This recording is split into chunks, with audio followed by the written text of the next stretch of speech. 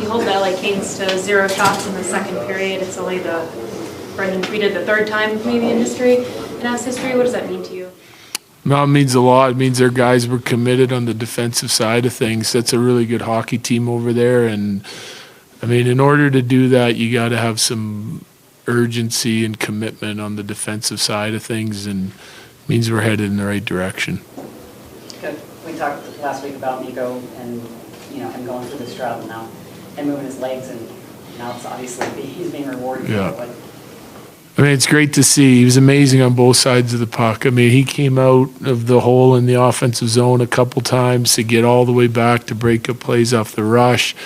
I mean, he was as committed as anyone on the defensive side. And then, I mean, when he's skating like that, he's so big and strong, and his talent level is elite, and it's hard to keep him from scoring goals. I mean, that's just it. And when he's skating, I think that's the key to his offensive success and key to his defensive success. And I thought right out of the gate tonight he was really good. Did you feel like the Kings sort of, like that felt like a Kings style of game and not an Avalanche style of game? But in the end, you still have those star players. I don't know. Like, I've watched them play. They've been a really dangerous team. Like, they remind me a lot of, like, the closest team I think that we've seen here recently.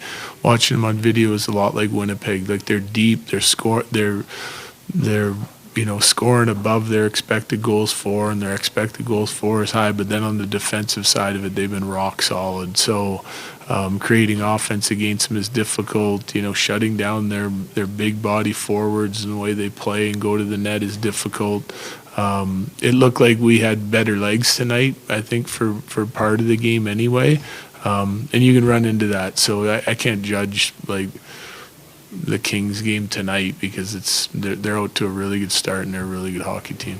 Do you feel like the late start kind of takes the wind out of your sails a little bit, or you feel like the boys kind of got to work? You got to play them when they're scheduled. So I liked our start better tonight. I did. I know we gave up the early goal, but we answered back and we were involved in the first period. It was a pretty low event first period. We certainly got better as the game went on, but it was.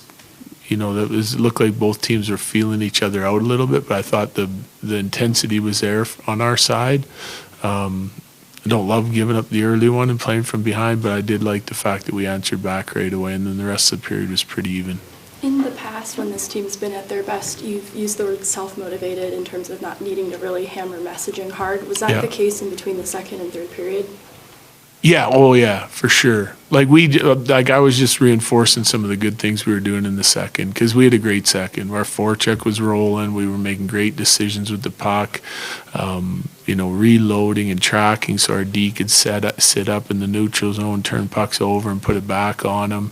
It's an easier period for us, and we get a tired group out there to jump max line back out, and then they have some extended shifts. So it kind of snowballs from the original puck decision and work ethic, and everyone on the bench recognizes it. Like, even at 16, 17 games in, they recognize what we're doing and the success we're having. So we just give them a little bit of numbers from the second period and tell them to keep doing exactly what they're doing.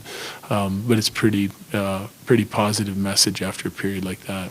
Is there excitement on your end knowing you might get some bodies back on Friday, maybe push some guys down into spots that are maybe better suited for, even though they've done their job through? Yeah, for sure. Games. I mean, we're all excited to add guys back in the lineup, especially the caliber of players that are coming back in. But I'm more excited about, like, the way our team's been playing over the last half a dozen games, and we add more guys into it as long as we don't change anything when it comes to the points that we've been hammering home. We're going to add some offensive firepower in, so everyone's got to stay committed, continue to play the way we've been playing, just add some more skill into the lineup. Any last one? Thank you.